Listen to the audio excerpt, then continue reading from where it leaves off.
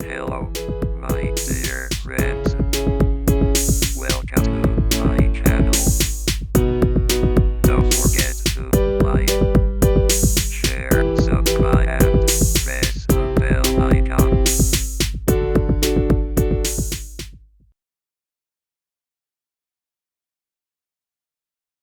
Very good morning, everyone. सबैजनालाई good morning है। आज I think my internet is quite fine. हिजो म डेटाबाट आएको थिएँ, today my wifi is okay.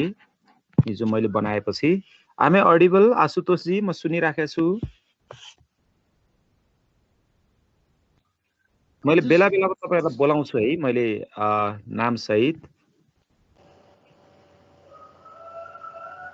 Okay, सुन्ने छ है। मैले बेला बेलामा बोलाउँछु होला है तपाईँहरूलाई, किनभने इन्टरेक्टिभ पनि हुनुपर्छ। अलिक हामी धेरै भएको हुनाले मलाई सबैको नाम त अलिक याद भइसक्ने बेला भएको छैन अहिले, अलि याद नहोला।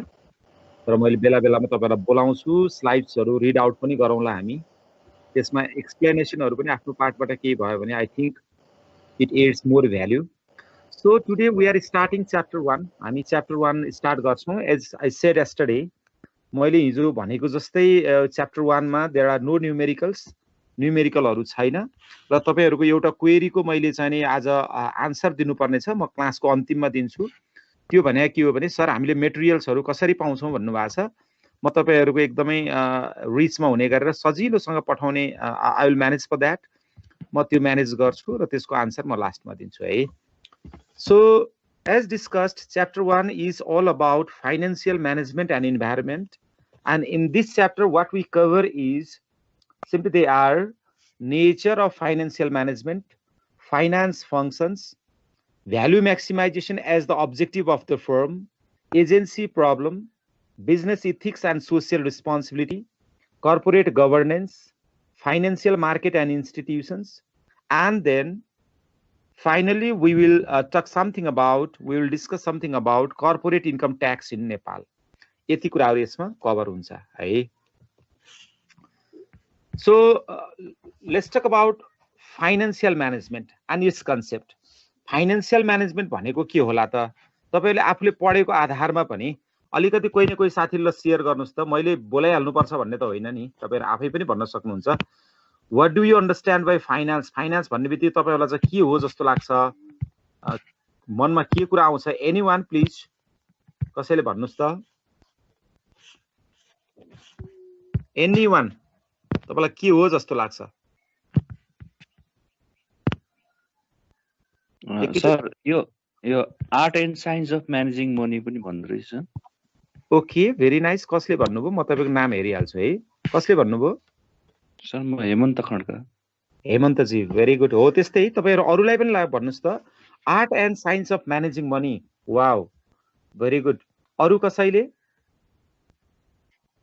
अलिकति इन्टरेक्टिभ पनि हो है हामी त। त्यो भयो भने हामीलाई घरबाट पढ्दाखेरि पनि वी इन्जोय नि हैन। एउटा दुईटा सेन्टेन्स भन्ने हो, नो म्याटर। यो राइट कि रङको कुरा हैन, तपाई हामी डिस्कसन गर्ने हो। मैले बिगिनिङ डेमै भनेको छु, तपाई हामी we are somehow in the same level. तर फरक यति हो कि I have to teach you the course भन्दा बाहेकको कुरामा तपाईहरु कति धेरै अगाडि हुनुहुन्छ होला। कोर्सको कुरामा कहीं कतै केही भएछ भने फेरि I will tell you, I will guide you हैन। म I will show the sources. ल ओके, हेमन्तजी साह्रै राम्रो कुरा भन्नुभयो तपाईले। Art and science of managing money. Okay, यो डेफिनेसन आयो, यो कसरी आयो होला भनेर यसो अरु कसैले पनि can you give some opening ideas? के भन्न सकिन्छ होला? ओके, यहाँ त डेफिनेसनको कुरा छ। यो भन्दा अगाडि म केही कुराहरु गरौँ तपाईलाई। सिम्पली हेमन्तजीले भन्नु भएको जस्तै finance is more related with money. Finance चाहिँ पैसासँगै रिलेटेड भएको कुरा हो। हामी कसरी यसलाई भन्न सक्छौं भने लाइक हामीसँग we have blood in our body and we exist. हामीसँग ब्लड छ बडीमा हैन, so we exist. So like body in human being, finance is the life blood of any kind of organization. हेर्नुस् त, not only business organisation.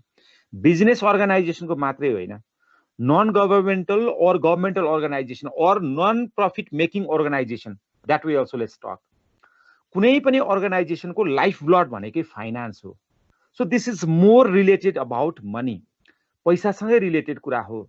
But here पैसालाई हामी more importantly हामी के भनेर आउँछौँ? क्यापिटल, फन्ड भनेर आउँछौँ। there is somehow more amount of money that can be sacrificed for long period of time. त्यही नै हो, पैसा त पैसा नै हो हेर्नुस् हैन, तर अलिक लामो समयसम्मको लागि लगानी गर्नको लागि कमिटमेन्ट गर्न सकिने अलिक लार्जर अमाउन्ट अफ मनी, त्यसैलाई हामीले फन्ड अथवा क्यापिटल भनेर भन्ने हो कि।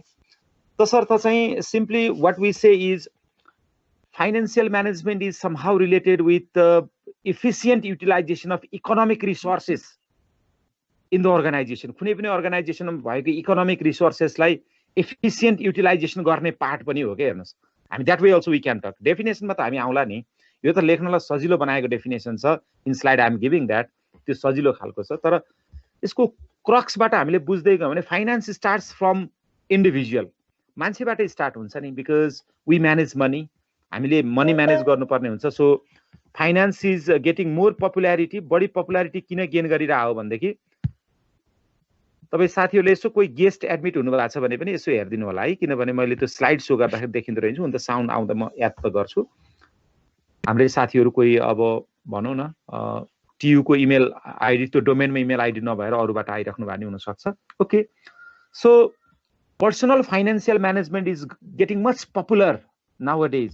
हेर्नुहोस्, फाइनेन्शियल म्यानेजमेन्ट पढ्ने बित्तिकै हामी फ्रम वेयर वी स्टार्ट भन्ने कुरा हो कि, we start from basic finance और finance is related with the money. This is simply the life blood of organization. हामीले भर्खरै भनिहाल्यौँ, with no finance no organization exist. आखिर त्यही नै हो नि होइन, हामीले जसरी ह्युमन ब्लड भएन भने ह्युमन बिङ एक्जिस्ट गर्दैन भनेको जस्तै फाइनान्स भएन भने बिजनेस अर्गनाइजेसन एक्जिस्ट गर्दैन। So what exactly finance is, त्यसो भए एक्ज्याक्टली फाइनान्स चाहिँ के हो भनेर हामीले खोज्नु पर्ने हो कि। So same that finance is known as basic finance और business finance and financial management as well और कर्पोरेट फाइनान्स वाट एभर, सबै एउटै एउटै नामले चिनिन्छ। हामी यसैलाई अलिकति बिस्तारै ओपन अप गर्दै गर्दै यसको इनडेप्थ पुग्ने हो। र अहिले मैले भन्दै थिएँ होइन, पर्सनल लेभलमा पनि financial management is very important, because every human being has to relate his और her decision regarding money management होइन। पैसाको व्यवस्थापन गर्न सकिएन भने लाइफ नै धेरै गाह्रो भएको। अहिले त मलाई लाग्छ मोर इम्पोर्टेन्टली त मनी म्यानेजमेन्ट नै छ झन् होइन। अब पहिलेको अब दर्शन शास्त्रको कुराहरू गर्ने हो भने, एक हिसाबले फिलोसफीको कुरा गर्ने हो, they use to manage their yoga, they use to manage their what meditation, अब अरू कुराहरू थियो होइन। अब अहिले त most of the population they are more managing money in their life. उनीहरू त धेरै त पैसा नै म्यानेज गर्ने कुराहरूमै बढी फोकस्ड भएको देखिन्छ। यस ओभियसली। सो अब मनीलाई कसरी हामी रिलेट गर्ने त यहाँ हेर्नुहोस् है, यो चारवटा कुराहरू छ नि, यो कहिले तपाईँहरू नबिर्सिनुहोस् ल। यो चारवटा कुराहरू, यही चारवटा कुराहरू यहाँ तल लेखेको, यति चारवटा कुराले हाम्रो हाफ अफ द च्याप्टर सकिन्छ। हेर्नुहोस्, अघि मैले भने त्यो सोलोमनको डेफिनेसन हो खासमा, मैले आफ्नो भन्ने त के हो र यहाँ होइन। अरूले म्यानेजमेन्ट स्कलरहरूले, फाइनान्स स्कलरहरूले रिसर्च गर्नुभएको छ इन्टरनेसनल्ली, त्यो कुराहरूलाई हामीलाई एउटा टेक्स्टको रूपमा आएको छ। त्यही कुरा म तपाईँहरूलाई केही इलाबोरेट गरिरहेको छु। Nothing new, I am teaching you. म तपाईँलाई नयाँ कुरा मैले मेरो पार्टबाट केही भनिरहेको छैन, just I am trying to relate those things which have been researched in other countries to our Nepalese context. मैले नेपालको कन्टेक्स्टमा सकेसम्म तपाईँहरूलाई घरभित्रै भनौँ न पर्सनल लेभलमै फाइनान्सको इन्ट्री गराउने प्रयास मात्रै गर्छु। लेट मी सी अब कति लेभलसम्म हामी सफल हुन्छौँ, so that it will be easier for us to understand कि हामीलाई फाइनान्स भनेको त्यस्तो गाह्रो सब्जेक्ट त के होइन रहेछ, हियर एन्ड देयर एभ्रिवेयर यो त भइरहने सब्जेक्ट पो रहेछ त भन्ने बनाऊ भन्ने मात्रै मेरो पार्ट हो। ओके, सो यति कुरा गरिसकेपछि हामी के कुरामा जाउँ भनेदेखि, every business organization or every organization has to make the decision about investment or capital budgeting भनेर भन्छौँ नि हामीले। कुनै पनि अर्गनाइजेसनले कुनै एउटा प्रोजेक्ट गर्ने भन्यो, मानौ प्रोजेक्टमा इन्भेस्टमेन्ट गर्ने कि नगर्ने, that is first and foremost decision. If investment is not to be made, finished, सकिहाल्यो, सबै कुराहरू त्यहीबाट नै एन्ड अप भयो, सकि नै हाल्यो होइन। तर इन्भेस्टमेन्ट गर्ने भनेर भन्ने बित्तिकै चाहिँ के भयो भने अब त्यहाँ के को कुरा आयो, पैसाको कुरा आइ नै हाल्यो। So it starts from investment decision. हेर्नुहोस्, सबभन्दा पहिला कहाँबाट सुरु हुन्छ भने यो इन्भेस्टमेन्ट डिसिजनबाट सुरु हुन्छ है। अनि इन्भेस्टमेन्ट गर्ने, फर इक्जाम्पल हामी एउटा इक्जाम्पल लिउँ, कुनै एउटा अर्गनाइजेसनले, कुनै एउटा ए भन्ने कर्पोरेसनले होइन के भन्यो भने 10 मिलियन चाहिँ नि इन्भेस्टमेन्ट गर्ने भन्यो फर एनी प्रोजेक्ट जुनसुकै प्रोजेक्टको लागि पनि हुन सक्छ हेर्नुस् जुनसुकै प्रोजेक्टको लागि पनि हुन सक्छ weather you say it particularly hydropower or establishing the banking institution or establishing the restaurant chain whatever र हामीलाई I think it will be much easier to relate this finance with business organizations हामीलाई सजिलो चाहिँ बढी के हुन्छ होला भने बिजनेस अर्गनाइजेसन सँग रिलेट गर्दा मोर एरिया चाहिँ कभर गर्न सजिलो हुन्छ किनभने नन बिजनेस अर्गनाइजेसन्सहरुमा चाहिँ सबै प्रॉफिट मेकिङको कुराहरु हामी त्यसमा धेरै पढ्न पाउँदैनौं ओके 10 मिलियन इन्भेस्टमेन्ट गर्ने भनेर हामीले डिसिजन गर्यौं a part once we have decided so for reaching up to that decision हामीलाई के होला भन्देखि from the perspective of that a corporation to a भन्ने corporation बाट हामीले कुरा गर्ने हो भने हामीले के गर्नु पर्ला maybe we seek many proposals for investment to a भन्ने corporation ले maybe 5 वटा 6 वटा कतिवटा चाहिँ इन्भेस्टमेन्ट प्रपोजलहरु चाहिँ एक्सपेक्ट गर्यो अथवा आफ्नै टिम लगाएर बनायो अथवा इन्डिपेन्डेन्ट हैन कन्सल्टेन्सीहरुबाट कन्सल्टेन्टबाट लियो र त्यो मध्येमा सबैभन्दा बेस्ट एउटालाई चाहिँ okay we have to go for making the investment in this project भनेर 10 मिलियनको प्रोजेक्ट गर्ने भयो नाउ फाइनान्स स्टार्ट्स अब फाइनान्स स्टार्ट भयो नाउ फाइनान्स बिगिन्स अब त्यो 10 मिलियन चाहिँ कहाँबाट ल्याउने त so financing decision is somehow capital structure decision अब यो कहाँबाट ल्याउने त हेर्नुस् हामी के गर्छौं व्हाट डु वी डु हामी अहिले मास्टर्समा छौं केही साथीहरु हामी प्रोफेसनल्स भइसकेका छौं हामीले बुझिसकेका छौं केही साथीहरुले हामी एकाडेमिक कल्चरबाट मात्रै आइराखेका छौं अझै बिजनेस वर्ल्डलाई एक्सप्लोर गर्न बाँकी भएको अवस्था पनि हुन सक्छ so what we Nepalese people do मलाई 10 मिलियन भनेको 1 करोडको एउटा चाहिँ लगानी गर्नु छ suppose I am the owner of that a corporation अब म त नर्मली के गर्छु होला सबभन्दा पहिला हैन I just calculate the money that I have and then after I reach out to my family members then after to my relatives then after to the cooperatives or merchants nearby me or friend circle whatever and then after I simply try to reach out to finance companies or development banks or banks यस्तै गरिराखेका हुन्छ नि हामी त हैन तर हामी यो भन्दा अलि बियोन्ड सोच्नु पर्ने छ we are thinking in somehow larger concept than this अब कुनै एउटा कर्पोरेसनले 10 मिलियन कलेक्सन गर्नु पर्यो भने केबाट कलेक्सन गर्न सक्छ त here let me talk about financial सेक्युरिटीको कुरा गरौँ फाइनान्शियल सेक्युरिटी भने के हो त कमन स्टक हो है अनि प्रिफर्ड स्टक हो त्यसपछि बोन अथवा डिबेन्चर हो बोन र डिबेन्चरको केही फरक छ पछि हामी बनाउँला हैन बोन अथवा डिबेन्चर हो ल यो भनेको के हो भने कमन स्टक प्रिफर्ड स्टक र बोन्ड भनेको हामीले जुन तरिकाले अहिलेसम्म सुनेका छौं भने पनि simply these are the instruments for collecting capital ल हेर्नुस् आखिरमा यी भनेको चाहिँ पैसा कलेक्सन गर्ने इन्स्ट्रुमेन्ट मात्रै हो के हेर्नुस् यसलाई हामीले के भन्छौं फाइनान्शियल सेक्युरिटी भनेर भन्छौं कमन स्टक सेल गरेर 50% ल्याउने हो भने 5 मिलियन भयो प्रिफर्ड स्टक सेल गरेर 30% ल्याउने हो भने 3 मिलियन भयो बाँकी रह्यो 20 मिलियन त्यो कहाँबाट ल्याउनु पर्यो बोन्डबाट ल्याउनु पर्यो म यसको डिटेलमा चाहिँ पछि जान्छु मात्रै मैले अहिले चाहिँ तपाईहरुलाई के मात्रै एकदम बेसिक कुरा भनेको छु तपाईहरु बुझिसकेका साथीहरुले यसलाई ए सरले त्यही रिपिट गर्नुभयो भनेर पनि मान्नु होला मैले हिजो पनि भने केही साथीहरु हाम्रो अरु फ्याकल्टीबाट पनि हुनुहुन्छ कि भनेर हो म त्यसको जानकारी पनि म कमिङ विक लिइहाल्छु सो सबभन्दा पहिला कुनै पनि बिजनेस अर्गनाइजेसन अरु कुनै पनि अर्गनाइजेसनले कुनै एउटा प्रोजेक्ट लन्च गर्दाखेरि इन्भेस्टमेन्ट गर्ने कि नगर्ने भन्ने कुरा हुँदै रहेछ इन्भेस्टमेन्ट गर्ने भन्यो भने फाइनान्सको डिसिजन स्टार्ट्स त्यो इन्भेस्टमेन्ट गर्ने भन्ने डिसिजन नै फाइनान्सको डिसिजन एरिया भित्रको एउटा डिसिजन हो एन्ड देन अब त्यो पैसा कहाँबाट कलेक्सन गर्ने भनेर हामीले हेर्ने कुरा हुँदै रहेछ that we call it financing decision financing गरेपछि exactly the corporation goes into operation अब पैसा लगानी गरिसकेपछि त कर्पोरेसन त के हुन्छ अपरेसनमा जान्छ अपरेसनमा गइसकेपछि के हुन्छ हेर्नुस् त त्यसको डे टु डे म्यानेज गर्नुपर्ने छ यो माथिकोलाई चाहिँ तपाईहरु अर्डरमा लेख्ने प्रयास गर्नुस् है यसलाई चाहिँ जहिले पनि अर्डरमा लेख्नुस् किनभने पहिले फाइनान्सिङ डिसिजन त्यसपछि इन्भेस्टमेन्ट भन्दा अलिक अर्डर नमिलेको जस्तो लाग्छ तर तलको दुईवटालाई चाहिँ you can put in any order जुनसुकै अर्डरमा पनि राख्न सक्नुहुन्छ हैन र मैले अहिले करेन्ट एसेट्स म्यानेजमेन्ट अथवा we call this also working capital management decision अथवा वर्किङ क्यापिटल म्यानेजमेन्ट पनि भन्छौं करेन्ट एसेट्स भनेको चाहिँ तपाईँ हामीलाई थाहा छँदैछ, जस्तै क्यासको कुरा हो, त्यो रिसिभेबलको कुरा हो, इन्भेन्ट्रीको कुरा हो.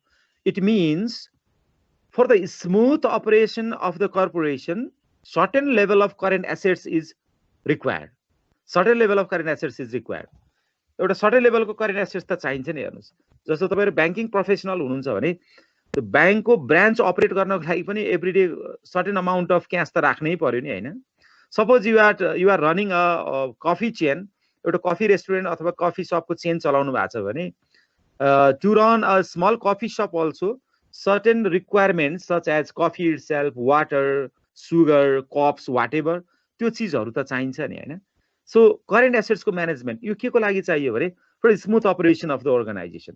जब अर्गनाइजेसन स्मुथली अपरेट गर्छ नि, and then right after 1 fiscal year every business, त्यही भएर मैले बिजनेस अर्गनाइजेसनको कुरा मोर रिलेभेन्ट हुन्छ भनेको कारण चाहिँ के भने right after 1 fiscal year every business organization has to publish its annual report.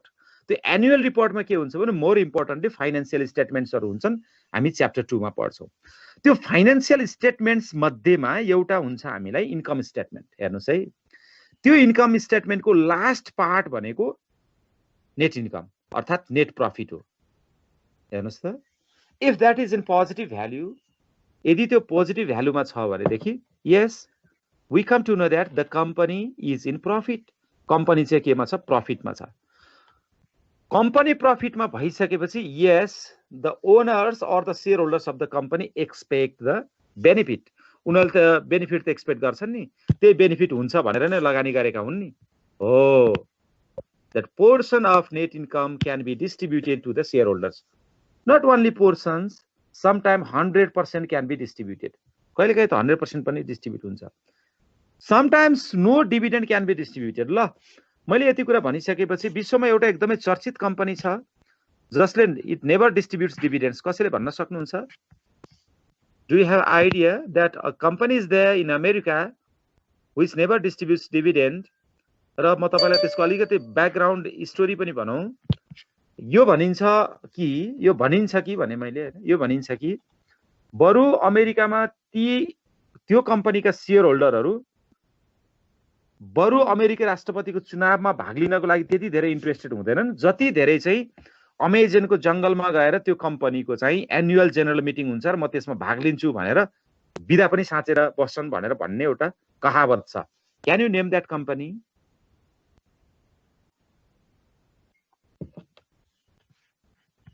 Amazon नै होला नि सर, हैन सर? एमाजोन नै होला भन्ने तपाईलाई लाग्यो है, किनकि मैले एमाजोनको जंगलको पनि कुरा लिएँ. तपाईहरुले बर्कशायर हाथवेको नाम सुन्नु भएको छ? सुनेछ सर. वारेन बफेटको नाम त पक्कै पनि सुन्नु भएको छ हैन? सुनेछ सर. हो, वारेन बफेटले लिड गरेको कम्पनी बर्कशायर हाथवेले चाहिँ इट नेभर डिस्ट्रिब्युट्स डिभिडेन्ड. यसले फाइनान्समा हलचल नै ल्याइदियो. हेर्नुस् हैन, फाइनान्समा हलचल नै ल्याइदियो. त्यस पछाडी चाहिँ धेरै कम्पनीहरू भए कि जसले चाहिँ डिभिडेन्ड बाँड्दैनन् अथवा अरु चाहिँ अलमोस्ट कम्पनीहरूले डिभिडेन्ड बाँड्छन्. यो कुरामा हामी फेरि पछाडी जाउँला है त. सर, डिभिडेन्ड नबाँड्ने किन? एउटा क्वेशन तपाईहरुको मनमा अराइज गर्दिन खोजे हो के मैले.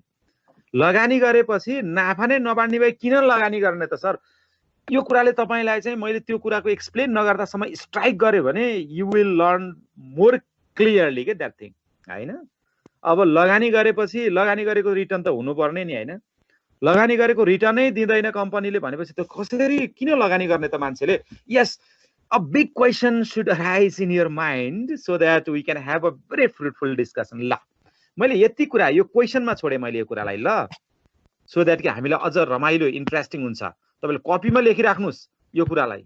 तपाईले म बिर्सिन्छु कि भनेर सरले कभर अप गर्नु भएन भने I will search myself अथवा सरसँग सोध्छु भनेर. अब हेर्नुस्, अब तपाईले यसैलाई ठ्याक्कै डेफिनेसन बनाइदिनुस्. व्हाट इज फाइनान्शियल म्यानेजमेन्ट भनेर तपाईलाई सोध्यो भने मैले अघि नै भनेको चारवटा कुराहरू सम्झिनुस् हैन. कहीँ कतैतिर तपाईहरुलाई इन्भेस्टमेन्ट डिसिजनलाई क्यापिटल बजेटिङ डिसिजन लेखेको होला, कतैतिर फाइनान्सिङ डिसिजनलाई क्यापिटल स्ट्रक्चर डिसिजन लेखेको होला, कतैतिर करेन्ट एसेट्स म्यानेजमेन्टलाई वर्किङ क्यापिटल डिसिजन लेखेको होला.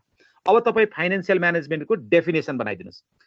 Financial management is the decision making process involving investment, financing, dividend and current assets management of a corporation. Okay, ल बनाउनुस् मन भने आफैले डेफिनेसन। यति चारवटा कुरा चाहिँ सम्झिनुस् है, किनकि फाइनान्स फंक्सनमा पनि हामी यही चारवटा कुरा पढ्दै छौं। आई होप अब तपाईलाई कसैले अथवा मैले व्हाट इज फाइनेन्शियल म्यानेजमेन्ट भनेर क्वेशन सोधे भने I hope you can write this. What is finance भने पनि यही कुरा हो, व्हाट इज बिजनेस फाइनान्स भने पनि त यही कुरा हो नि। अब बल्ल आउँछ पर्सनल फाइनान्स। पर्सनल फाइनान्स भनेको एउटा इन्डिभिजुअलको यति कामहरू गर्ने हैन, the decision making process that involves in investment, financing, dividend and management of current assets of an individual firm is called individual financial management of the firm. If it is for a person, that is called personal financial management. If it is for domestic companies, that means those companies which operate within the territory of a country, that is called domestic financial management. If this is for international companies, that is called international financial management. ल्यानुस् एउटै डेफिनेसनबाट कति धेरै उत्रियो हैन। त्यो धेरै कुराहरु हामीले अहिले सम्झिरहनु जरुरी छैन, हामीले सम्झिने भनेको एउटा के रहेछ फाइनान्शियल म्यानेजमेन्ट हो। I hope you can do this, गर्न सक्नुहुन्छ होला। म यसै तपाईलाई नै सोधे किनकि तपाईले नै अहिले एक्टिभली आन्सर गरे हुनाले। Are you clear with this? हजुर सर। डेफिनेसन गर्न सकिन्छ हैन? मैले के सम्झिने भने चारवटा कुरा, चारवटा के इन्भेस्टमेन्टको कुरा, त्यसपछि फाइनान्सको कुरा। अब म यो भित्री कुराहरु त पढिरहनु परेन नि हैन। भर्खर मैले इन्भेस्टमेन्ट डिसिजन भन्ने बित्तिकै कति धेरै कुराहरु गरे हैन। त्यसपछि फाइनान्सिङ डिसिजनको कुराहरु गरे, एन्ड देन आफ्टर डिभिडेन्ड डिसिजनको पनि मैले कुरा गरे, एन्ड देन मैले के को पनि कुरा गरिसकेको छु, वर्किङ क्यापिटल म्यानेजमेन्ट अथवा करेन्ट एसेट्स म्यानेजमेन्टको पनि कुरा गरेको छु। मैले यही कारणले अलिकति स्लाइड्सहरु तपाईले यहाँ अलिक बुझ्नु भएन कि थपघट गर्ने भावनाले म ठ्याक्कै यो च्याप्टर सक्ने बित्तिकै स्लाइड पठाइदिन्छु। र अघि मैले डिभिडेन्डमा अलिकति कुरा गरेको, एउटा मात्रै कुरा गरेर तपाईहरुलाई छोडेको छु। पे अल अर्निङ्स एज डिभिडेन्ड्स, यस्तो गर्ने कम्पनीको मैले कुरा गरिन। रिटेन अल अर्निङ्स फर रिइन्भेस्टमेन्ट, ओहो यहाँ आन्सर निस्किहाल्यो नि अब हैन, भर्खरै आन्सर पाउनु भयो। सबै अर्निङ्सहरु रिटेन गर्ने र त्यो के गर्ने इन्भेस्ट गर्ने। Pay certain percentage of earnings and retain the rest for reinvestment. र नेपालमा कस्तो प्र्याक्टिस भइरहेछ त्यो पनि हामी अहिले हेरौँला है। र वर्किङ क्यापिटल म्यानेजमेन्टको कुरा आई जस्ट टक बिफोर, यही कुरा मैले एकैछिन अगाडि कुरा गरेँ। ल्याउनुस् त त्यति चारवटा कुराहरु हामीले सुरुमा पढ्नाले यतिवटा स्लाइडको कुराहरु यसले अगाडि बढाइदियो। अझै आउँदैछ यो कुरा, हेर्नुस् है। यो चारवटा कुरा एकपटक म कसलाई रिकल गर्न लगाऊ, मैले चारवटा कुरा भनेको कुराहरु तपाईले सम्झिनुस् त। ल अविरल सिंह जी तपाईले भन्नुस् त, मैले चारवटा एरियाको कुरा गरे आज, हेर्नुस् त बडो इम्पोर्टेन्टली त्यो चारवटा एरिया मलाई भनिदिनुस् त अविरल जी। हेलो, के रहेछ चारवटा एरिया? चारवटा एरियामा हजुरको फाइनान्शियल भयो हैन, फाइनान्शियल भयो, अनि इन्भेस्टमेन्ट डिसिजन भयो, करेन्ट एसेट भयो। ओके, अर्को भयो हाम्रो। ल थ्याङ्क यू अविरल जी, तपाईले एकदम राम्रो ट्राई गर्नुभयो। ल अविरल जीले ट्राई गर्नुभयो, एउटा बाँकी रह्यो र त्यसमा कता कता मैले अझै अर्डर एउटा मिलाउने कि भनेको थिएँ। अर्को एनीवन, ल भोलिन्टरी अर्को कसै साथीले भनिदिनुस् त। Investment decision, financial decision, dividend decision र current assets management decision. Congratulations. ल हैन, कैलाशजीले भन्नुभयो जस्तो लाग्छ हो। यस, ल अर्को एकजना साथीले फेरि रिपिट गरिदिनुस् त अब, सो दैट कि सबैलाई कन्ट। चारवटा the four major areas of financial management. पहिलो नम्बरमा कुन? एनीवन एक्टिभ हुनुस्। इन्भेस्टमेन्ट डिसिजन एउटा, फाइनान्शियल डिसिजन अनि करेन्ट एसेट म्यानेजमेन्ट डिसिजन। ल अब यशोदाजीले पनि भन्नुस्। ल यशोदाजीले भर्खर भन्नुभयो हो। हजुर त। अर्को एकजना ल भन्नुस् त, अर्को एकजनालाई last chance. Investment decision, financial decision, dividend decision and working capital management. Okay, very good. ल अविरल जी म तपाईसँग आएँ। ल अघि हामीले के भनेको थियौँ, त्यति धेरै फरक पर्ने त होइन। हामी सुरुमा इन्भेस्टमेन्ट डिसिजनै भनौँ, ल त्यसपछि फाइनान्सिङ डिसिजन भनौँ, त्यस पछाडि चाहिँ वर्किङ क्यापिटल म्यानेजमेन्ट डिसिजन अथवा करेन्ट एसेट्स म्यानेजमेन्ट डिसिजन एउटै कुरा हो। र त्यस पछाडि डिभिडेन्ड डिसिजन, डिभिडेन्ड र वर्किङ क्यापिटललाई तलमाथि भन्दाखेरि केही फरक छैन, तर सुरुकोलाई चाहिँ अलिकति इम्पोर्टेन्ट हो। तर हामीले यसो हेर्दाखेरि चाहिँ हामीले यसो सोचौँ न, अर्गनाइजेसन चलाउँदा सबभन्दा पहिला हामी लगानी गर्ने कि नगर्ने भन्ने सोच्छौँ, त्यसपछि पैसा कहाँबाट कलेक्सन गरेर लगानी गर्ने भन्ने कुरा, त्यस पछाडि फेरि डे टु डे कसरी अपरेट गर्ने भन्ने कुरा, त्यस पछाडि डिभिडेन्ड बाँड्ने कि नबाँड्ने भन्ने कुरा, यति कुरा गरे है त। I think you all are clear. अब तपाईहरुलाई मैले एकपटक फेरि लास्ट रिपिट के गरे भने फाइनान्शियल म्यानेजमेन्टको definition, financial management is the decision making process that is related to, अब त्यही चारवटा भनिदिनुस् के, द्याट इज रिलेटेड टु, बस सक्यो, अफ अ कर्पोरेसन हैन। भनेपछि तपाईलाई how easy now for you to define, अब तपाईलाई त एकदम इजी भइहाल्यो नि डिफाइन गर्नको लागि हैन। Financial management is or can be defined as the decision making process related to investment, financing, working capital and dividend. I hope you are clear. Okay, good. अब हामी यो भन्दा पछाडीको अब कहाँ पुग्छौं भने एउटा पार्ट यसमा तपाईको स्किप भइसकेको छ है। म तपाईलाई पढाउँछु याद, म थपेर पठाउँछु ल। तपाईलाई यहाँ एउटा स्लाइड चाहिँ डिलिट भइसक्यो, यो चलाउँदा चलाउँदै डिलिट भयो है पक्का पनि। म तपाईलाई यहाँ पढाउँछु अहिले ल। तपाईहरुलाई मैले अलिकति भनौं, म यहाँ चाहिँ टाइप गरेर पढाउँछु तर तपाईलाई मिलाएर पठाउँछु है त। अब फाइनान्स फंक्सनको कुरा हेर्नुस्, फाइनान्स फंक्सनको हामी कुरा गरौँ है त। म तपाईहरुलाई मिलाएर पठाउँछु भने है यसलाई, यहाँ मैले यहाँ सर्टफल देखिसके functions. Okay, there are two types of finance functions, दुई प्रकारको हुन्छ। broadly speaking there are two types of finance function। के हो त त्यसो भए? एउटा एक्जिक्युटिभ फाइनान्स फंक्शन हैन, अर्को चाहिँ रुटिन और बेसिक फाइनान्स फंक्शन।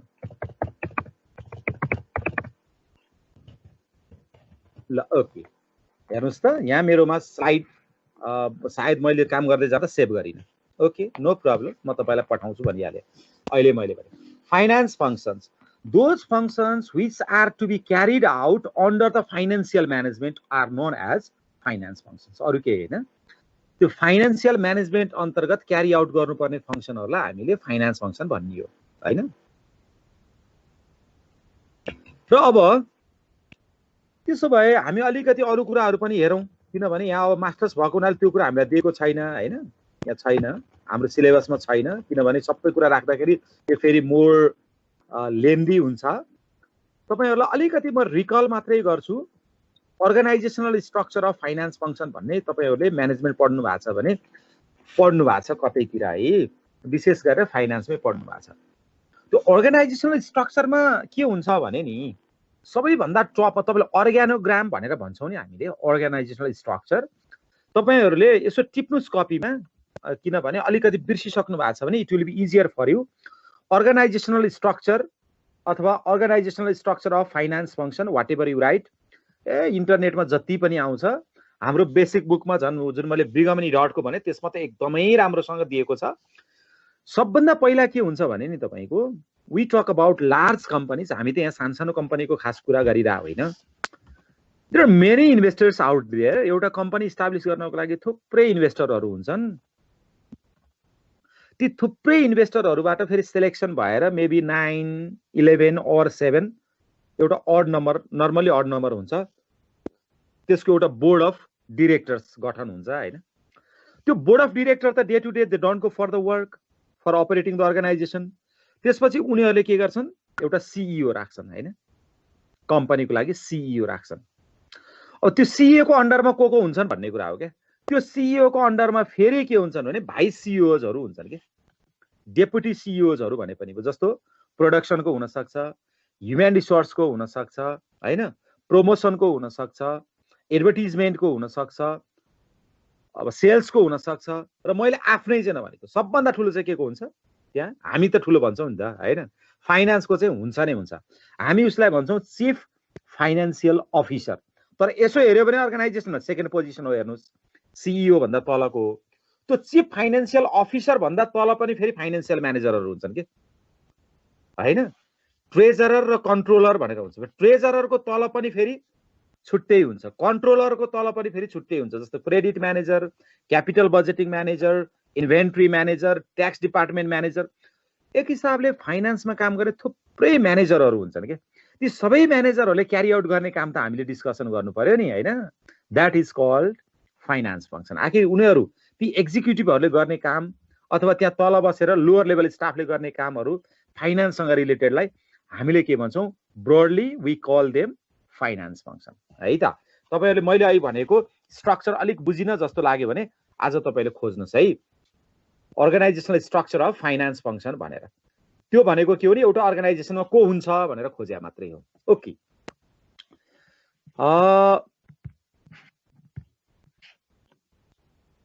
अनुष्काजी सुनिराख्नु भएको छ है मलाई तपाईँले?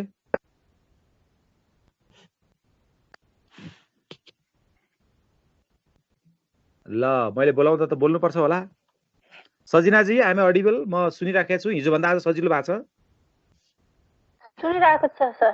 Very good. हिजो अलिक प्रब्लम भएको थियो, आज ठिक छ है? ठिक छ। Okay good. So finance function मैले कति प्रकारको हुन्छ भने सजिनाजी,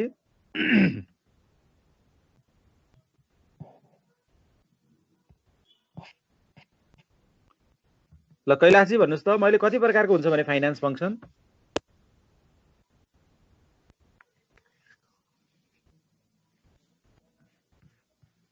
सुनिएन कि क्या हो?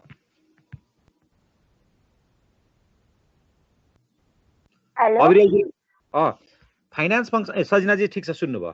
हामीले कति प्रकारको फाइनान्स फङ्सन हुन्छन् भनेर डिस्कसन गर्यौँ भर्खरै? 2 टाइप्स। एउटा एक्जिक्युटिभ फाइनान्स फङ्सन र रुटिन फाइनान्स फङ्सन। अब म यसैमा जान्छु है त। अब हेर्नुहोस्, नामैले के छ भने executive finance functions are those functions which can be carried out by the executives only. Executive भन्नाले yes, those people who are having expert finance knowledge. Learns. In a sense, the experts in finance can only carry out these functions. यो कसले मात्रै क्यारी out गर्न सक्छ? With expert knowledge on finance. फाइनान्समा expert knowledge भएको मान्छेले मात्रै। हेर्नुहोस्, फाइनान्समा एक्सपर्ट नलेज भएकोले मात्रै क्यारी आउट गर्न सक्छ। त्यसमा त्यस्ता कामहरू के हुन्छ ल? अहिलेको 4 वटा भन्नुहोस् त। कसले भने? सजिनाजीले भन्नुहोस्। अहिलेको 4 वटा काम के थियो ल भने? एउटा त इन्भेस्टमेन्ट नै हो।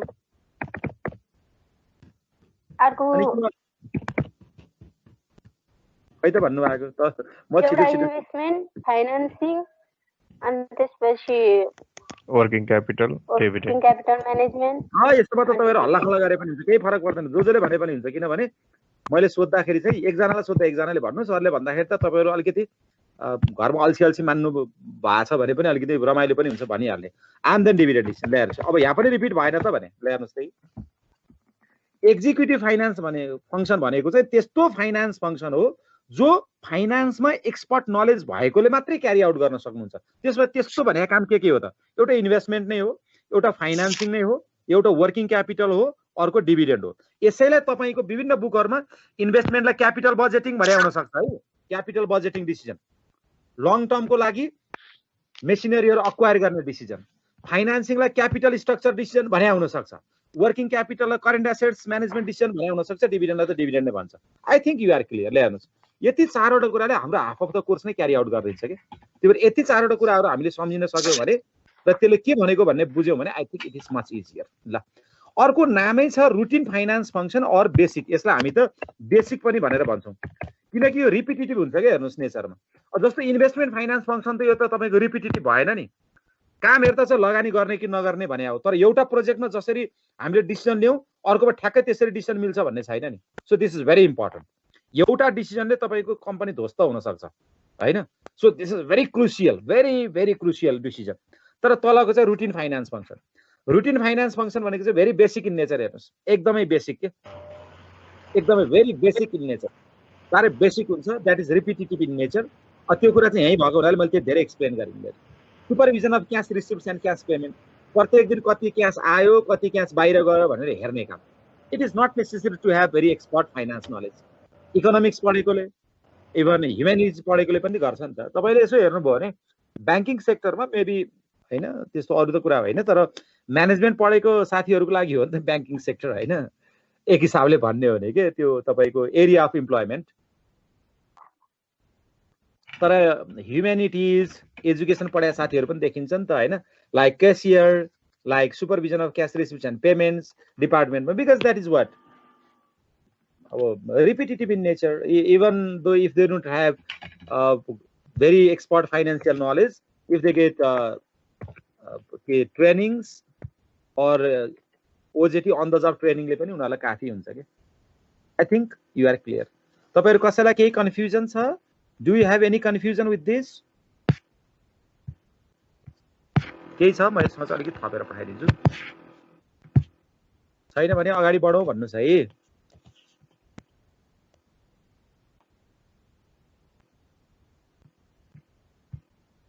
ठीक छ? डु यु हेभ एनी है? कसैलाई इस्यु भयो भने भन्नुस् ल, कति अप्ठ्यारो नमानुस्, मैले अस्ति भनिहालेँ नि, हामी बरु अलिकति क्लास थपौँला, केही छैन, घरैबाट पढ्ने हो, तन्काउँला। फाइनान्सलाई अरू सब्जेक्ट भन्दा अलिक लामो छ, अब सेकेन्ड सेमेस्टर फाइनान्स र एकाउन्ट नै एउटा लामो, अरू त अलिक छोटो छोटै छ, तैपनि हामी बुझ्दै गयो भने पछाडिलाई हामीलाई अलिक सजिलो हुन्छ। ओके ल, थ्याङ्क यू सो मच, तपाईँहरू सबैले राम्रोसँग क्याच गर्नुभयो। अर्को छ अब अब्जेक्टिभ अफ द कर्पोरेसन। अब कर्पोरेसनको अब्जेक्टिभ के हुन्छ हेर्नुहोस्, let's talk about large organisation. मैले अघि नै भने हामी धेरै सानो अर्गनाइजेसनको कुरा गरे होइन, नेपालको कुरा गऱ्यो भने त most of the organisations are having the objective of profit maximisation. जसरी हुन्छ नाफा अर्न गर्ने होइन, बाई हुक एन्ड क्रुक, त्यही देखिन्छ। तर पनि नेपालमा पनि के सबै त्यस्तै मात्रै छन् कि अझ वेल्थ म्याक्सिमाइजेसन अथवा भ्यालु म्याक्सिमाइजेसनमा पनि छ भनेर भन्ने? म तपाईँलाई पहिला एउटा वर्ड बताऊँ अथवा अलिकति म तपाईँहरूलाई क्लियर गरौँ, अनि त्यसपछि मोर क्लियर तपाईँहरूलाई हुन्छ होला। अब कसरी भनौँ, एउटा इक्जाम्पल दिउँ। र स्टक मार्केटमा इन्भेस्टमेन्ट गरिराख्नु भएको साथी को हुनुहुन्छ? मलाई अलिकति सर मैले अलिअलि गरेको छु भने कोही एकजना आउनुहोस् त, तपाईँसँग म 2 वे डायलग गर्छु। सर मैले अलिअलि गरिरहेको छु। तपाईँको नाम के भन्नुभयो? प्रफुल। एकछिन है, बस्नु, म हेर्छु।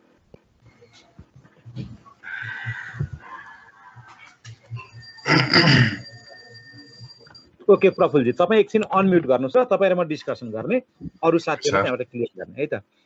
जहिले पनि हामी 2 वे डिस्कसन गर्छौँ, कोही न कोही एउटा साथीसँग, त्यसपछि साथीहरूलाई डिस्कसन गर्छौँ, नत्र अलिक बोरिङ पनि हुन्छ कि। हेर्नुहोस्, तपाईँले सेकेन्डरी मार्केटमा इन्भेस्टमेन्ट गरिराख्नु भएको छ? सर अलिअलि।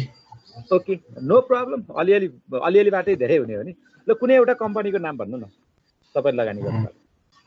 मैले रिसेन्टली एनआरआइसी भनौँ। एनआरआइसी, ओके, अहिले त्यसको प्राइस कति होला? 1560। ल 60 भनौँ है त, हुन्छ हुन्छ। ल यसमा हामीले अलिकति एजम्सन गर्नुपर्ने भयो है, एजम्सन गर्नुपर्ने भयो, किनभने यो त अहिले अब त्यो धेरै नाफा कमाएर दिइसकेको कम्पनी छैन। फर इक्जाम्पल यसको अर्निङ पर सेयर हेर्नुहोस् है त, फर इक्जाम्पल भने है मैले, लास्ट इयर चाहिँ 10 रुपियाँ थियो, यो वर्ष चाहिँ 14 रुपियाँ भयो उदाहरणको लागि। अर्निङ पर सेयर भनेको त कमाएको हो कि होइन? हजुर सर। तपाईँसँग म आफै मान्दै है त, तपाईँलाई मैले भन्न अप्ठ्यारो हुन्छ, कोही बेला नभन्नु जस्तो लाग्छ। मानौ तपाईँसँग 100 किता सेयर छ अरे, मानौ है, धेरै हुन्छ नि थोरै हुन्छ नि होइन, किन यहाँ भनिरहनु त होइन। ल मानौ तपाईँसँग 100 किता सेयर छ, 100 सेयरमा अथवा हिसाब गर्न सजिलोलाई जम्मा 10 किता भनौँ ल, हिसाब गर्न सजिलो हुन्छ, 10 किता सेयर छ भनेको तपाईँको दिनमा आजको टोटल इन्भेस्टमेन्टको भ्यालु कति छ भने रुपिज कतिको भ्यालु छ? तपाईँको भ्यालु हेर्नुहोस् त कति हो? 15,000 वेल्थ कति हो? रुपिज 15,600। 15,600। मैले एउटा सानो रिसिभ गर्नै पर्ने कल भयो, एकैछिनमा तपाईँहरूसँग आउँछ है, तपाईँहरू सोच्दै गर्नुहोस् ल, एकैछिन है।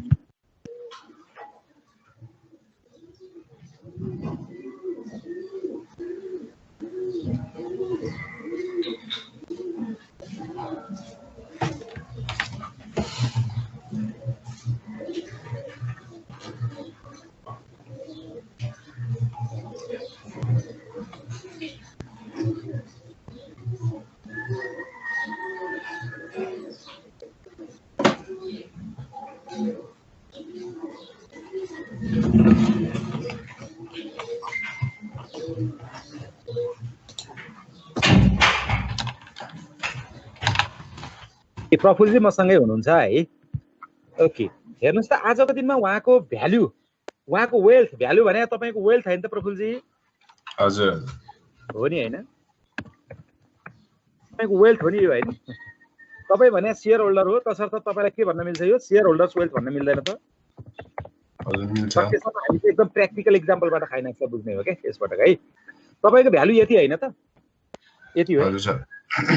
तपाईँको 10 रुपियाँ कमाएको थियो कम्पनीले, अहिले 14 रुपियाँ कमायो। 14 रुपियाँका दरले तपाईँले पैसा पाउनुभयो भने पनि प्लस यसमा कति थपिने भयो ल भन्नुहोस् त? प्लस 10 किताको 14 रुपियाँको दरले पुरै बाँड्यो रे क्या, 100% तपाईँलाई दियो भने पनि 10 × 14 भनेको 140 थपिने होइन त? 140 थपिने हो। टोटल तपाईँको सम्पत्ति कति भयो भन्नुहोस् त? ल जोडेर भनिहाल्नु सबैले। 15,740। 740। त्यो चाहिँ तपाईँको के भयो? अहिलेको करेन्ट भ्यालु। यस, अहिलेको करेन्ट भ्यालु। यदि कम्पनीले पोहोरको भन्दा अहिले चाहिँ के गर्यो, 4 रुपियाँका दरले चाहिँ के गरिदियो, सेयरको प्राइस बढ्यो भने, 4 रुपियाँको दरले अर्निङ प्राइस पर सेयर बढ्यो भने, अर्निङ पर सेयर तपाईँको 4 रुपियाँको दरले बढ्यो भने चाहिँ के हुँदो रहेछ त? तपाईँको भ्यालु हुँदो रहेछ कति? 15,740। मैले त 25 लेखिसकेको छु नि होइन? 15,740 हुँदो रहेछ। तर तपाईँको बजारमा छ नि, जसरी इपिएस बढाउन 10 बाट 14 जाँदा त 40% बढ्नु पर्यो हो कि होइन? 40% बढायो होइन त भन्नुहोस् त? बजार चाहिँ हजुर हजुर होइन, 40% बढेको। अब यस्तो नभइकन तपाईँको चाहिँ अर्को अब्जेक्टिभ राख्यो कि कम्पनीले के राख्यो भने इपिएसलाई मात्रै होइन कि 40% इपिएस बढेको कन्डिसनको हामीले कुरा गऱ्यौँ, 40% यसको चाहिँ प्राइस बढाउने कुरा गरौँ न। अब हामी 40% बढ्यो भने 1560 कति बढ्छ भन्नुहोस् त? 40% बढ्यो भने 15 चौको 60, 6 चौको 24, 84 रुपियाँ बढ्छ क्यारे हो? 45%। मैले 45 लेखेको थिएँ। हामीले 14 भने त 10 बाट 14 जाँदा त 4 रुपियाँ बढेको हो नि होइन? भनेको 40% हो नि। 40% यदि त्यसको सेयर प्राइस बढ्यो भने 84 रुपियाँ बढ्छ। अब तपाईँको न्यू भ्यालु कति भयो भन्नुहोस् त? न्यू भ्यालु कति हुन्छ? रुपिस 15,600 पहिलाको भ्यालु होइन त? प्लस अब तपाईँको के भयो? 10 वटा सेयर छ तपाईँको होइन? एउटा सेयरमा कति दरले बढ्यो? 84 दरले बढ्यो। भनेको कति हो त? 840 हो। 814 भनेपछि त 16,000 कति हो भन्नुहोस् त? ल जोडेर भन्नुहोस् है। 800 तपाईँले जोड्नुहोस् है, मैले जोडिनँ।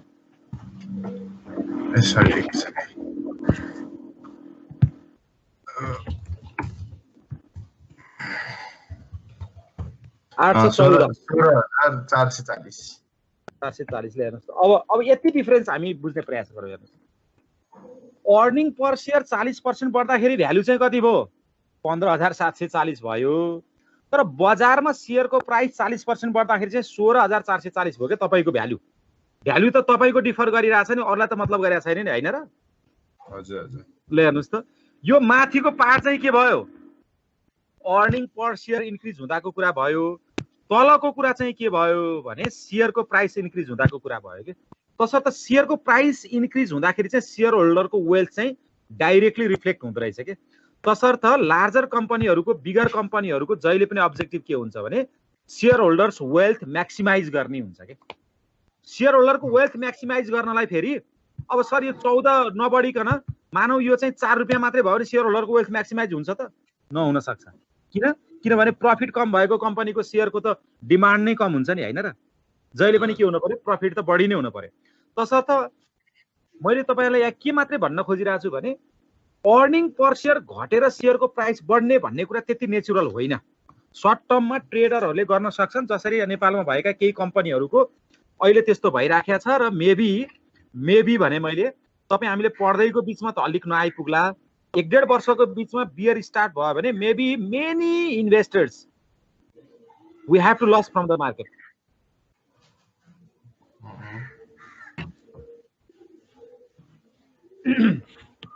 किनकि त्यो नेचुरल ग्रोथ नभएको हुनाले सेयर प्राइसमा नेचुरल ग्रोथ हुनको लागि के हुनु पर्यो त? कम्पनीको पर्फर्मेन्स राम्रो हुनु पर्यो, कम्पनीको पर्फर्मेन्स राम्रो भनेको त्यसको अर्निङ पर शेयर राम्रो हुनु पर्यो, प्रफिट राम्रो हुनु पर्यो, अनि बल्ल के हुन्छ त्यसको शेयरको प्राइस हाई रिफ्लेक्ट हुन्छ के। अब यो अर्निङ पर शेयरबाट बाँड्न पनि सक्छ नबाँड्न पनि सक्छ भने हो त हामीले बुझ्यौँ। अब हेर्नुहोस् त म तपाईहरुलाई यो सर्लक्कै यति कुराबाट मैले कहाँ लग्छु भने अब कुनै पनि अर्गनाइजेसनको अब्जेक्टिभ भनेको आइदर प्रफिट म्याक्सिमाइजेसन हुन्छ अथवा भ्यालु म्याक्सिमाइजेसन हुन्छ। भ्यालु म्याक्सिमाइजेसन भनेको चाहिँ शेयर होल्डरको वेल्थ बढाउने चाहिँ अब्जेक्टिभ रहेछ। यो कुरा चाहिँ तपाईहरुले बुझ्नु पर्यो है। अब मैले दिएको एक्जाम्पल क्लियर भयो प्रफुल्लजी, तपाईलाई क्लियर भयो? हजुर सर। ओके, अरु साथीहरुलाई कसैलाई केही कन्फ्युजन छ? अहिले मात्रै के बुझ्दिनुस् भने बजारमा शेयरको मूल्य बढ्नु भनेको अरु ती बाहिरी बजारी हल्लालाई छोड्दिनु है। अहिले त्यो शेयरको मूल्य बढ्यो, देश चाहिँ नेगेटिभ ग्रोथ भएको बेलामा मूल्य बढेर यस्तो भयो उस्तो भयो, ती बजारका कुराहरुलाई छोड्दिनुस् है। We are in a theoretical class. हामी थियोरिटिकल क्लासमा भएको बेलामा हामी एउटा कुरामा मात्रै के छ भने share holders wealth is reflected in the market price of shares.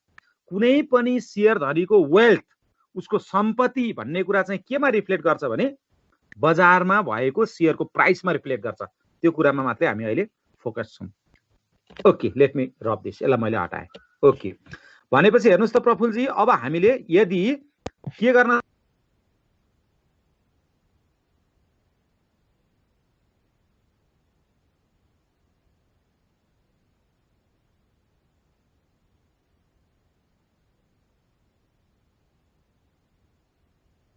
Hello sir, साउन्डै आएन मेरोमा।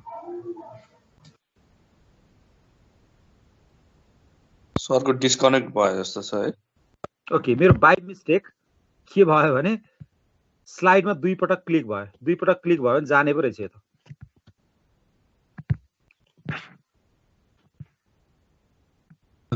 हेलो सर, तपाईले यो 40% प्राइसको 84 तपाईले कसरी निकाल्नु भएको? ए अहिले म भनौला है त। त्यहाँ 84 ठ्याक्कै क्याल्कुलेसनमा आउँथ्यो आउँदैन थियो, त्यसलाई चाहिँ हेरौला ल। म पहिला शेयरिङ गर्छु अनि ल। हुन्छ हुन्छ सर।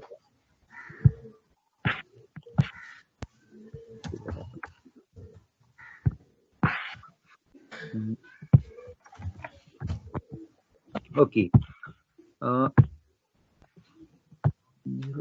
शोमा ओके हामीले कति 1560 मानेको थियौँ हैन? 1560 को 40% निकाल्नुस् त कति आउँछ?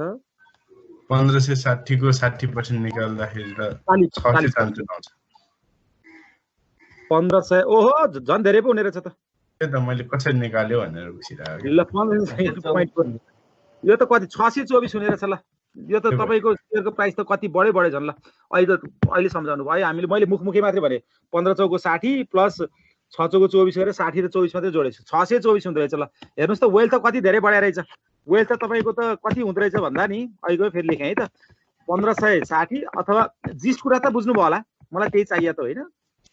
624 है त 624 इज इक्वल टु तपाईको प्राइस त कति भयो झन् प्लस 1560 भनेपछि त 2184 कति बढ्यो भनेको। यसमा मैले बुझाउन मात्रै खोजेको के हो भनेदेखि बजारमा शेयरको प्राइस बढ्दाखेरि शेयर होल्डरको वेल्थ बढ्छ। क्लियर भयो यसमा प्रफुल्लजी? हजुर हजुर। ल मैले बुझाउन खोजेको चाहिँ यो है। अघि क्याल्कुलेसनमा चाहिँ हामी ठ्याक्कै करेक्टली क्याल्कुलेट अझ गरे रहेछौँ, गरे अब अझ धेरै हुने रहेछ। मैले सबै साथीहरूलाई के बुझाउन खोजे भने कुनै पनि शेयर होल्डरले शेयर पर्चेज गरेको छ र त्यो आफूले पर्चेज गरेको शेयरको प्राइस बजारमा बढ्यो भने त्यो शेयर होल्डरको वेल्थ बढ्ने हो भन्ने कुरामा मात्रै म कन्सर्न हो है त। मैले यति कुरा भने है। ल हेर्नुस्, अब यो स्लाइड सबै त्यही कुरामा छ। तसर्थ कुनै पनि कर्पोरेसनले के अब्जेक्टिभ राख्नु पर्यो भने भ्यालु म्याक्सिमाइजेसन। भ्यालु म्याक्सिमाइजेसन भने के रहेछ त? शेयर होल्डरको वेल्थ म्याक्सिमाइजेसन। शेयर होल्डरको वेल्थ म्याक्सिमाइजेसन भएको छ कि छैन भन्ने कुरा केले रिफ्लेक्ट गर्दो रहेछ त? मार्केट प्राइस पर शेयरले गर्दो रहेछ। अब मार्केट प्राइस पर शेयर कतिखेर धेरै हुन्छ त? कम्पनीको पर्फर्मेन्स राम्रो हुँदाखेरि हुन्छ। हेर्नुस्, यस्तो सिक्वेन्शियल अर्डरमा आउँछ के। त्यही भएर मैले इक्जाम्पल दिएको। कम्पनीको पर्फर्मेन्स राम्रो हुँदाखेरि आउँछ। पर्फर्मेन्स राम्रो कसरी थाहा हुन्छ त? पर्फर्मेन्स राम्रो कसरी थाहा हुन्छ भने यदि त्यो कम्पनीको नेट प्रेजेन्ट भ्यालु राम्रो छ भने। नेट प्रेजेन्ट भ्यालु भनेको के हो त भने कुनै पनि कम्पनीले आफ्नो प्रोजेक्टमा इन्भेस्टमेन्ट गर्दाखेरि फ्युचरमा त के हुन्छ? रिटर्न हुन्छ। फ्युचरमा कमाएको पैसालाई आजको दिनमा कन्भर्ट गर्ने, र त्यसबाट अहिले गरेको लगानी घटाइदिने पोजिटिभ भ्यालु आयो भने त्यो के हो नेट प्रेजेन्ट भ्यालु पोजिटिभ हो ल मैले यति कुराहरू भने सो अहिले यो स्लाइडसम्म आइपुग्दाखेरि तपाईहरुलाई मैले के कुरामा बढी फोकस गरे भनेदेखि the corporations should have the objective of value maximization अनि त्यो भ्यालु म्याक्सिमाइजेसन भन्ने दिमागमा ल्याउनको लागि हामीले के बुझ्नु पर्यो रे value maximization is the share holders wealth maximization share होल्डरको वेल्थ म्याक्सिमाइजेसन भनेको share holders share price maximization है त्यो कतिखेर सम्भव छ त whenever the company performs better कम्पनीले कतिखेर परफर्म बेटर गर्न सक्छ त when the company selects those projects having positive NPV ल मैले यति कुराहरु तपाईहरुलाई राखे अब यति भनिसकेपछि ल्याउनुस् यसको लागि के आर्गुमेन्टहरु छन् त why value maximization is superior to profit maximization को हामीले कुरै गरेनौ एकछिनपछि कुरा गर्छौं हैन किन सुपेरियर छ त because value maximisation objective is clear किन मच क्लियर भइहाल्यो त शेयरको प्राइस बढ्नु पर्यो consider the timing of cash flows फ्युचरमा आउने क्याशलाई पनि आजको दिनमा कन्भर्ट गर्ने हो सो फ्युचर क्याश फ्लोलाई यसले कन्सिडर गर्छ considers the quality of benefits फ्युचरको क्वालिटी अफ बेनिफिट्स भन्ने मतलब रिस्कलाई पनि यसले के गर्छ कन्सिडर गर्छ र फ्युचरमा हुने बेनिफिटलाई कसरी इन्हान्स गर्ने भन्ने कुरामा फोकस गर्छ reduces the conflict of interest among the stakeholders of a firm अब म तपाईहरुलाई एउटा क्वेशन सोधु है त जसले भन्नु भए पनि हुन्छ केही समय अगाडि छ नि टोयोटाले 45-46 लाखवटा गाडी चाहिँ बजारबाट फिर्ता लिएको थियो भन्ने कुरा खबरमा आएको थियो याद गर्नु भएको छ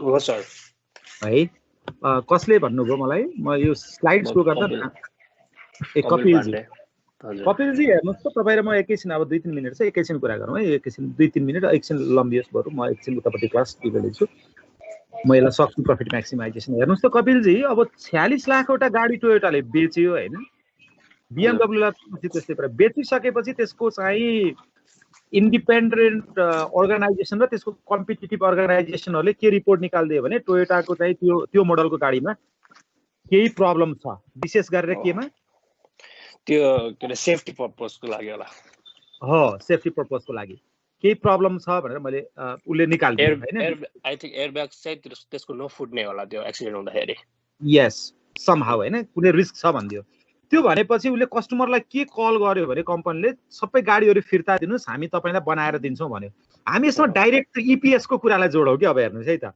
त्यो वर्ष त उसको प्रफिट त बढ्यो होला कि घट्यो होला नि हैन पक्का पनि किनभने त्यो 46 लाखवटा बेचिसकेको गाडी डाइरेक्टली हेर्दाखेरि चाहिँ हो घट्यो डाइरेक्टली हेर्दाखेरि त कस्ट बढ्यो नि हैन कस्ट बढ्नुको अर्थ जति नाफा हुन्थ्यो हुनुपर्ने बराबरको नाफा त हुन सकेन नि हैन कपिलजी एक्ज्याक्टली तर हेर्नुस् त त्यो कुराले फेरि के गर्दियो भन्नुस् न त्यसले त्यो क्वालिटी यस बेनिफिट भन्ने कुरालाई हामीले कहाँ जोड्न खोजेको भने अथवा रिस्क चाहिँ मिनिमाइज गर्दियो कसमा कस्टमरहरुको दिमागमा यस्तो गुडविल क्रिएट गर्दियो कि ओहो Toyota is a very good company यसले त बेचिसकेको सामान पनि फिर्ता लिएर अझ राम्रो बनाएर दिने रहेछ भन्ने एउटा अमिट छाप त त्यसले क्रिएट गर्यो नि हैन अब हो त्यसकारणले गर्दा शेयरको प्राइस चाहिँ बजारमा के हुन्छ होला शेयरको प्राइस आई थिंक यसमा बढ्नै पर्ने हो हैन गुडविल बढ्यो नि त उसको यस अब इभन द प्रफिट चाहिँ अलिकति घट्यो तर गुडविल बढेको कारणले गर्दा त्यसको शेयरको प्राइस बिस्तारै म्याक्सिमाइज हुँदै जान्छ किनभने फेरि त्यसको सेल्स बढ्न थाल्छ के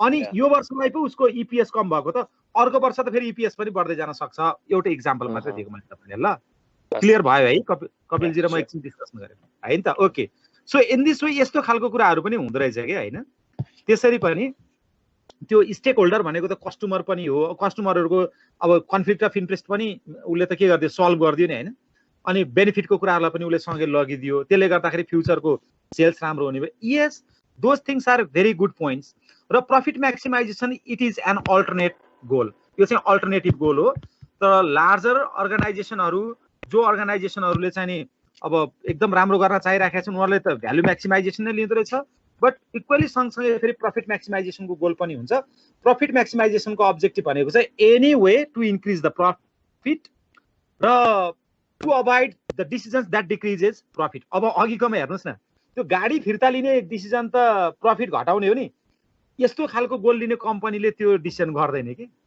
त्यसले के गर्छ त्यो सर्ट टर्म हो के त सर त profit maximisation is short term म तपाईहरुलाई अहिले सम्झे म एउटा स्लाइड अर्को पनि थपिदिन्छु ल एउटा डिफरेन्स पनि हाल्दिन्छु है त म यहाँ यसरी लेखेँ मेरो लागि डिफरेन्सको स्लाइड पनि म तपाईहरुलाई थपिदिन्छु पढ्न सजिलो हुन्छ नि मैले त्यहाँ एउटा राख्दिने मात्रै त हो हैन अलिकति खोजेर म राख्दिन्छु यो डिफरेन्सको स्लाइड पनि म तपाईहरुलाई थपिदिन्छु पढ्न सजिलो हुन्छ अब अहिले भर्खरै हेरौँ न वेल्थ म्याक्सिमाइजेसन गोलले के गर्यो यसले स्टेक होल्डरलाई पनि कन्सिडर गर्यो हैन ट्याक्स पर्पसहरुको पनि एकदमै कन्सिडर गर्ने भइहाल्यो अनि त्यसपछि तपाईको क्वालिटी अफ बेनिफिटलाई ध्यान दियो टाइमिङ अफ क्याश फ्लोलाई ध्यान दियो रिस्कलाई ध्यान दियो क्वालिटेटिभ खालको भयो लङ टर्म अब्जेक्टिभ भयो अब प्रफिट म्याक्सिमाइजेसन चाहिँ के भयो फेरि this is simply the test of economic efficiency अब कतिको नाफा कमाछ भने हेर्न त सजिलो भयो हैन कतिको धेरै नाफा भयो भनेर हेर्न त सजिलो भयो तर हेर्यो भने के भयो फेरि this is somehow vague term नाफा कतिलाई धेरै भन्ने हो हैन अनि it ignores time value of money यसले टाइम भ्यालु अफ मनीको त कुरै गरेन फ्युचरको त कुरै गरेन यसले त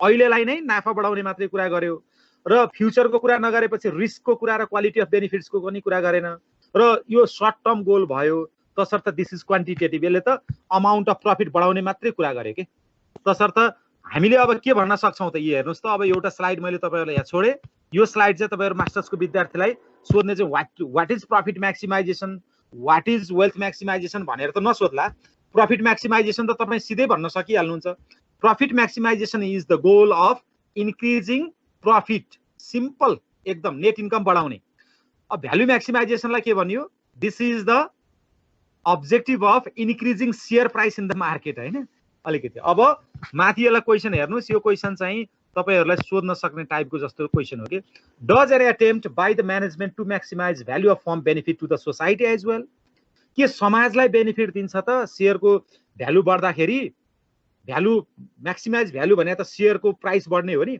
हो मैले यो पोइन्ट्सहरु तपाईहरुलाई राखिदिएको छु with this points you can explain in much better way with your very good language हैन अब मान्छेहरूले भन्छ नि बजारमा शेयरको मूल्य बढ्यो हामीलाई के मतलब युनिलिभर लिमिटेडको शेयरको मूल्य बढ्यो हामीलाई के मतलब हैन नेपालमा पो गाडी बनाउने कम्पनीहरु छैन त्यसको बढाए भए हामीलाई के मतलब no society at large will also be benefited society पनि मजाले बेनिफिटेड हुन्छ किनभने कस्टमरहरु भनेको त्यही मेम्बर अफ सोसाइटी त हो नि उनीहरुले पनि हाई क्वालिटी प्रोडक्ट्सहरु पाउँछ न्यू प्रोडक्ट्सहरु इनोभेट हुन्छन् कम्पिटिटिभ प्राइसमा पाउँछ हैन अनि त्यहाँ काम गर्ने भनौं न इम्प्लोइजहरु पनि के हो यही सोसाइटीको मेम्बर त हो नि they will be paid with the best level of salaries मैले यति कुराहरु तपाईहरुलाई गरे र भोलि म अब तपाईहरुलाई के गर्छु भने कस्तो कस्तो चाहिँ मेथड लगाए भने शेयरको प्राइस बढ्न सक्छ त भन्ने कुरामा डिस्कसन गर्छु मैले आज 12 स्लाइड सम्म पढाए हुन्छ केही छ तपाईहरुलाई हैन सर आजलाई यति नै गरौँ है त अनि म तपाईहरुलाई मेटेरियल पठाउने कुरा भन्छु भनेको थिएँ यस तपाईहरुलाई म सबैलाई पुग्ने गरेर मेटेरियल पठाउँछु त्यसको लागि चाहिँ हामी धेरै साथीहरु के छ भनेदेखि टिम्स भन्दा गुगल जीमेल धेरैले चलाइदै रहेछ के फेसबुक चलाउने के गर्ने गर्दाखेरि म तपाईहरुलाई सानो एउटा पर्सि क्लासमा सानो एउटा गुगल फर्म दिन्छु त्यो फर्म तपाईहरुले मलाई फिलअप गरिदिनु होला म त्यसमा तपाईहरुको जीमेल सबैको कलेक्सन गर्छु र वान शट नै म तपाईहरुको पर्सनल डिभाइसमै आउने गरेर सबै मेटेरियलहरु पठाउँछु है त मैले यति भने है Thanks for watching.